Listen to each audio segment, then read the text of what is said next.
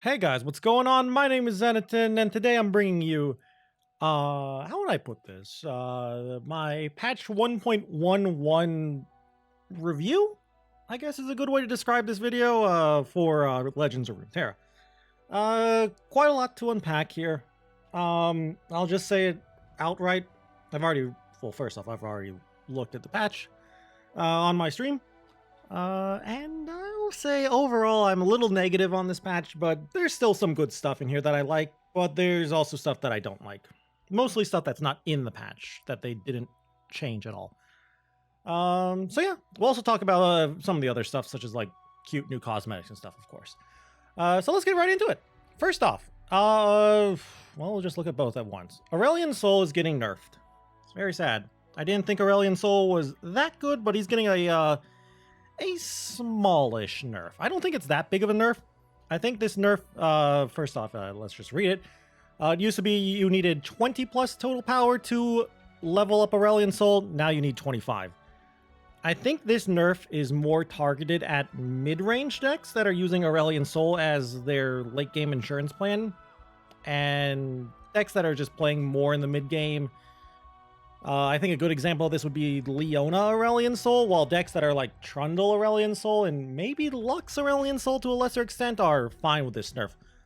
Because those decks, Lux Aurelion Soul and Trundle Aurelion Soul, really need to control the board before they drop their Aurelion Soul.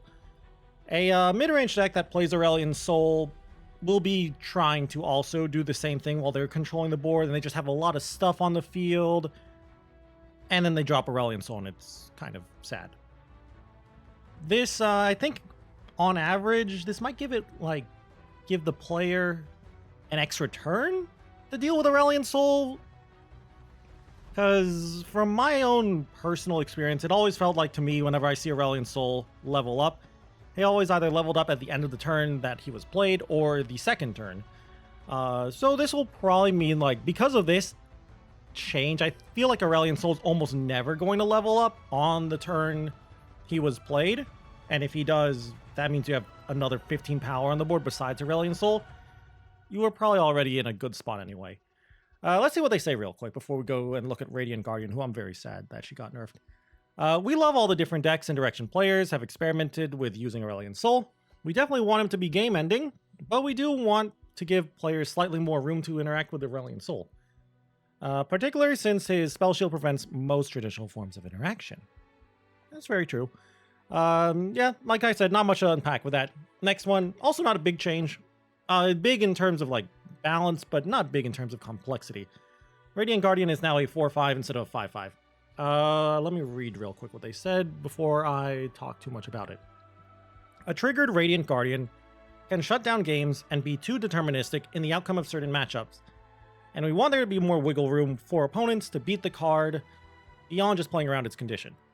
We're preserving Radiant Guardian's staying power while reducing her attack and lifesteal potential, which will allow opposing units and champions, Darius and Hecarim, to make more profitable attacks when she's on the board.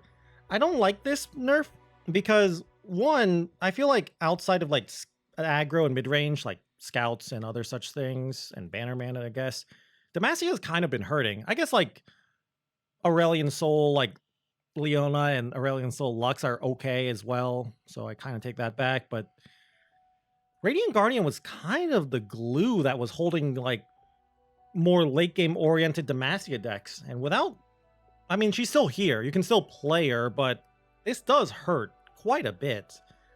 Like, not having 5 power really makes it so she can't kill too much stuff, because you want to, like, obviously, like, Radiant Guardian is one of the things you want to combine with things like single combat and concerted strike so she can actually kill stuff. I don't know. This is going to be one of those things where, like, if I wanted to, I could pull up a huge list of all the cards and be like, okay, she doesn't, what are the popular cards that are in the meta that she doesn't kill now, etc., etc. So it's obviously a nerf, but how big of a nerf, I think I'll have to wait it out, but it makes it sad because I like Demacia based control decks because I like this card. Next, and I like Lux too. Next up though, Inspiring Mentor, a little bit of a stat flip here. I think overall it's a buff. He's going to be a 2/1 instead of a 1/2.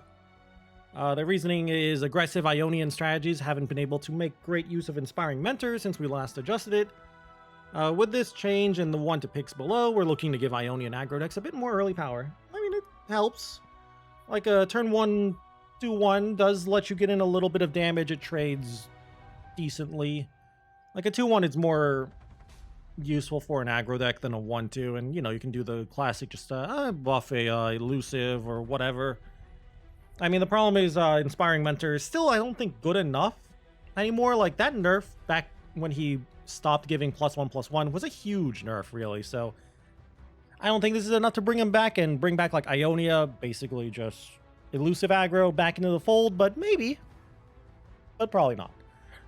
Maybe the Pix buff will help out too, but the Pix buff isn't too much. It's just Pix is now a 0-2 instead of a 0-1. They say they want Pix to be more resilient and create more opportunities for support decks to do their thing. I talked about this when I was doing my card ratings. I just think Pix is too fragile, so this does help, but again, I feel like you don't want to open up with Pix on turn 1. Pix is more like a turn 3-ish play, I'd say. But, and also when you attack in, it's similar to Mentor of the Stones, though 3-mana 1/1. If you attack in with Pix, Pix is probably going to die. So whatever you're supporting, better really care about that support. So yeah, nice buffs to see here, especially the Pix one, because like I said earlier, one of the reasons I didn't like Pix was it just was too fragile. So this is nice, I guess. I'm not really an aggro player, so I can't be too excited about these buffs. Next up, Jack the Winner nerf. I like this nerf. 5-mana 5/5 instead of a 5-mana 5/6. One of the reasons Jack was so good was because of his stat line. Bringing him down to a 5/5 makes him more reasonable and easier to deal with. The issue is like Radiant Guardian also got nerfed, so it's kind of sad for Radiant Guardian. She was like, I can deal with Jack, and then she gets nerfed herself. Let's see what they have to say. Jack the Winner's health made him too effective at slowing down games and taking full advantage of the inevitability created through Sleep with the Fishes, while also making him generally difficult to remove.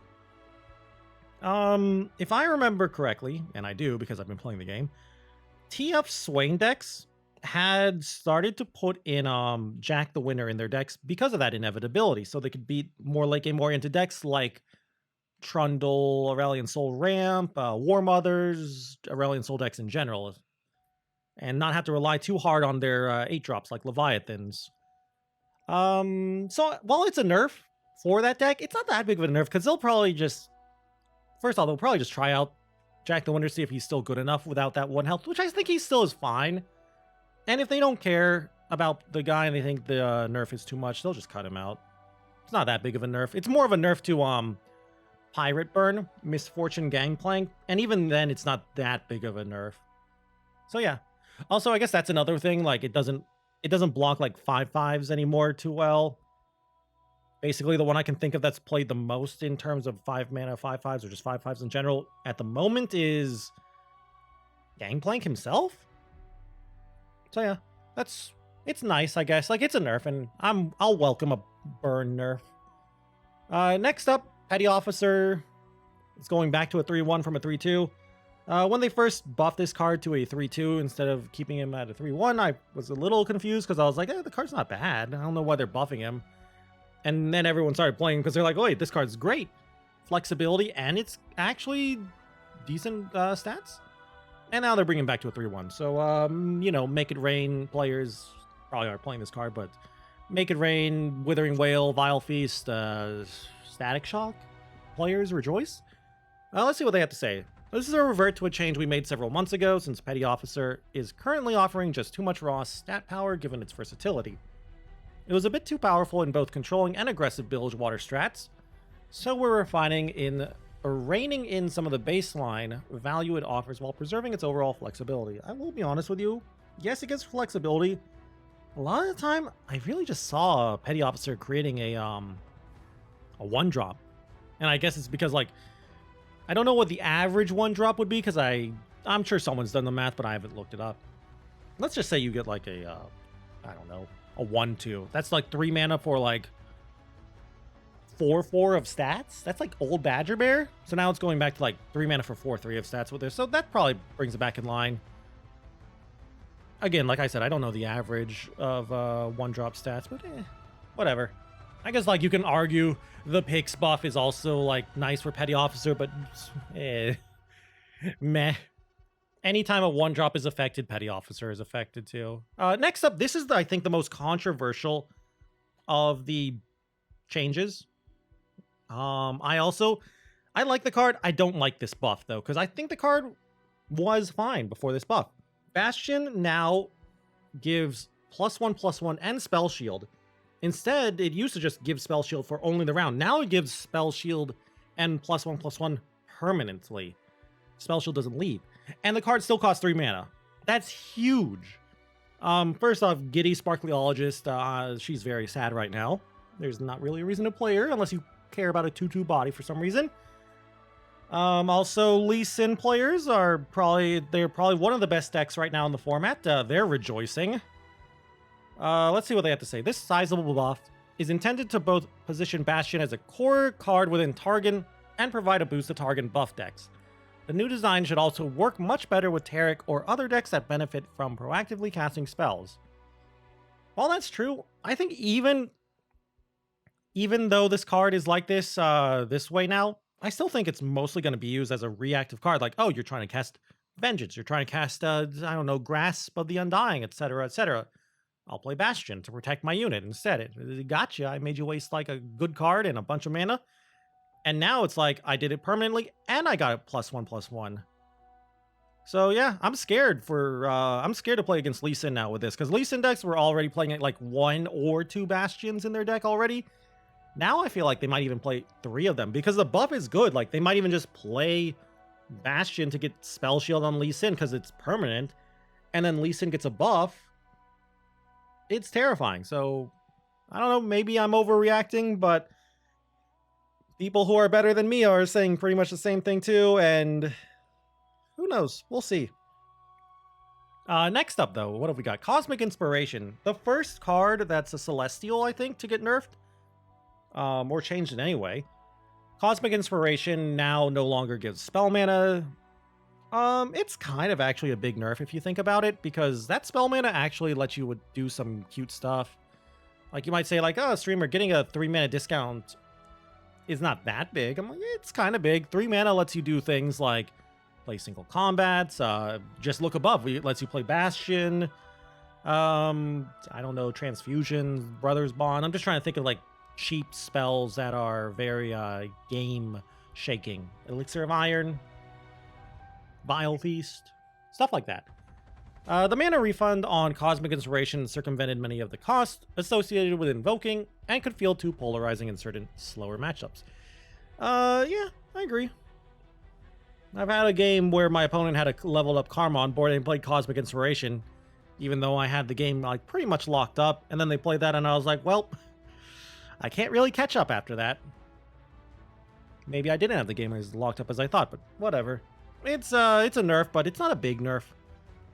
Cosmic Inspiration will still be a good choice sometimes. Next up, Grandfather Roomel. I don't know why they're buffing this card. I thought this card is fine. I feel like this buff is mostly trying to push him into constructed playability, while in Expedition he was kind of a good finisher. Grandfather Roomel now gives 2 allies +0/+4 instead of just 1. It's nice, but like, I still think if you want a late game haymaker, there's still better stuff. But let's see what they have to say. Grandfather Roomel hasn't been matching up well against other expensive followers, so we're doubling down on his playability. Again, I really just don't think Grandfather Roomel is playable with this. I guess it is nice, like it's sort of a heal too, or something. But maybe it'll be played. I mean, that is a lot of stats now. That's like, what? You have to have 2 allies, of course, but that's like 8/12 of stats, 20 points of stats for 8 mana. That's a lot of stats for the cost, but for 8 mana, you can also play Riptide Rex. And next up, I believe this is the last. No, we got Mountain Goat after this. Hush is next. There's a lot to read here too. I think I've mentioned this on a video. I know I talked about it on stream before. Hush is being changed, so the fleeting Hush that is created now costs 1 more. So the first Hush costs 3, then the next one's 4, and then the next one's 5, and so on and so forth. I I like the change, but it seems like it's only going to be temporary from this wall of text they've added on here. So let's start reading. Hush is a card that the live design team has spent a lot of time evaluating. Its ability to silence even champions for a round was meant to add to the interactivity, allowing previously unavailable counterplay to certain strats and combinations. However, Hush's repeated fleeting design is also contributing to the opposite, by excessively punishing certain strats and itself shutting down counterplay opportunities. My Anivia Rekindler deck is kind of rejoicing a little bit with this nerf, by the way. Initially, we locked in the change you see here for patch 1.11 to make it more difficult for a single Hush to apply multiple silences. However, since then, we've continued to discuss the card and listen to your feedback. Ultimately, the ability to silence champs is a core strength we want to preserve in Targon. On the other hand, repeatable/AoE access to silence is difficult to justify in a region, and we also want to have a general weakness against wide boards in combat. For that reason, we've decided to ready another change for next patch, 1.12 as well, where we'll remove Hush's repeatable aspect entirely and reduce its cost. This change should focus Hush on its core intended function and generally reduce frustration when playing against it. We're also incorporating our learnings into design work for future Targon cards. I have no idea what they could change here, so I'm actually really curious to see where they go from here, because I think this is fine now in all honesty, but if they want to change it again, I'm curious as to what they'll do. And I think this might be the last card? Yeah, this is the last one. After all that, the wall of text, we just got Mountain Goat. It's a 3-2 now. This is a general usability buff aimed at letting Mountain Goat both provide more consistent access to gems and act as a better potential target for buff-heavy decks. It's okay, I guess. There's not much to talk about here. It's nice it doesn't die to pings anymore, but is Mountain Goat really just good enough to see play? I don't really know. I mean, it's a good stat line now. It lines up more with a lot of other 2-drops. Elise doesn't like seeing this now because she just hates seeing things that are 3/2s for 2 mana because that's her nightmare. And I believe that is it for the card changes. As I said earlier, there are a few things I don't like that are not here that I wanted to see changed. Namely, like the biggest one I think is Riptide Rex. For me, I really wish Riptide Rex would get at least a small nerf. Like, sure, they're nerfing a couple of Bilgewater cards like Petty Officer and Jack, but I think Riptide Rex is still good. Like, I think TF Swain is still going to be fine and strong of a deck. Also, the fact that it didn't really touch Lee Sin. Like, sure, Lee Sin decks play Hush, and Hush got nerfed, but they also play Bastion. And they're probably just going to play even more Bastions now and less Hushes. So yeah, a little scary, a little sad, but yeah, whatever. We'll see what will happen. Anyway, though, let's go look at some more fun stuff instead of being sad. Let's look at this. Oh, there's a cute little Guardian. Oh, it's so cute. I'm going to keep using my little fox I got from the Spirit Blossom Bloom Festival, but this is so cute. Also, we got a cute card back here. Got all like the little Celestials here, the snake and etc, etc. Also, there's a bundle. I'm not going to buy this because I don't care about the Minion too much, but this is cute. I like the blue Minion. The blue Minion's very cute. And I also like this emote too. It's very nice, but I'm not going to buy it. 975 coins. It's a lot of coins, but at least it's cosmetic only. This thing I like a lot. The single player lab, Journey to the Peak. In our first ever single player lab, battle your way to Targon's Peak with either Leona or Diana, wielding one of several powerful abilities, and building your deck as you climb. Sounds fun. Complete your journey with either champion to earn a unique icon for each. This reminded me of Hearthstone's Dungeon Run or whatever it's called, the solo thing in Hearthstone where you basically do exactly this. I like deck builders, and this seems like a little fun lab. Maybe it'll even become a permanent game mode eventually in the future, but who knows. Let's see what else they have to say. Choose either Leona or Diana, and select a unique passive power to aid in your journey. Face 3 unique, increasingly challenging battles against formidable enemies who have their own special abilities to match yours. Customize your deck by drafting reinforcements after each game, and build your strength to reach the peak. It does seem like it'll be a little short, though. For each run, only 3 battles, 3 games, whatever you want to call it.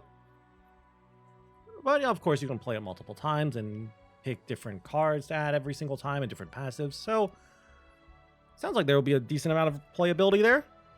Next up, this is mostly just like a quality of life thing, it seems, in-game leaderboard, so you don't have to use like a third-party website like Mobalytics or whatever. If you want to look at the leaderboard to see who has like the most points and is currently rank 1, there will be 2 of them, it seems. The Masters leaderboard, just so you can see who's on top and who's like rank 1, 2, etc., etc. And then the friend leaderboard to show like how you are ranked among your friends and how all of your friends are ranked, so it's nice. I do like the second paragraph down here, though, that, let's just read it. This patch, we're adding 2 in-game leaderboards that are intended as starting bricks in the foundation of LoR's social and competitive feature set. The Friends leaderboard is an early step toward providing more visibility on what your LoR community is up to, while the Masters leaderboard puts a spotlight on the fight for the top of the ranked leader ladder each season. We'll be building upon these features over time with updates as well as new features like profiles and spectate. I feel like this might be the start of a, how will I put it? The start of your actual rank in Masters mattering, if that makes sense. Like, we've seen this in like a bunch of card games where it's like, oh, you finished top 100, you get like 5 tournament points, and at the end of the season, if you have enough tournament points, you can join this tournament or whatever. That's why I feel like that's what this is gearing up to do. Because right now, whenever I get into Masters, I just have no like drive to really climb. This might give me the drive to actually climb if I care, but I'll be honest with you, I know I'm not that good at card games, so I'll probably just still meme around in Masters when I get into Masters. But who knows, maybe 1 month or 1 season or whatever, I might have enough of a drive and I might like the meta to actually climb. Next up, I don't believe there's too much left here. I believe it's just like a few like miscellaneous stuff, like Expedition archetype changes. I don't really play Expedition too much, but they're here if you care about them. Remove the offering bonus for Call of the Mountain. Reduce how often the shopkeeper will offer the common invoke cards. That's really, really big, I think, because from talking to people I know who play a lot of Expedition, they were always like, man, invoke is really good in Expedition. So seeing it less should make it feel less bad, I guess, because it won't be like, there's like the fourth invoke card. Rip me.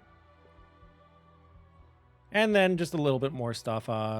If you speak Thai, you can now put your game in Thai, I guess, and you can now look at a match history through the API, so that's also nice too. And yeah, that's it. Some bug fixes as well, but that's all for this patch. Hopefully we don't just see like the terror of Lee Sin with the Bastion buff, but I kind of feel like we might. Anyway, though, like I said, that's going to be it for today's review of this patch notes. We'll be back in the future. I don't know with what, but we'll be back in the future with more Runeterra content. I hope you all enjoyed today's video, though. If you did, please be sure to leave a like or a comment down below. And if you guys want to keep up with the Runeterra content, please be sure to subscribe to the channel, of course. Also, if you want to catch me playing some Legends of Runeterra, you can go and check me out on Twitch TV at twitch.tv/Zenitton. I play pretty much every day. Anyway, though, with that all said and done, thank you all again once more for watching this video, and until I see you guys in the next one, bye!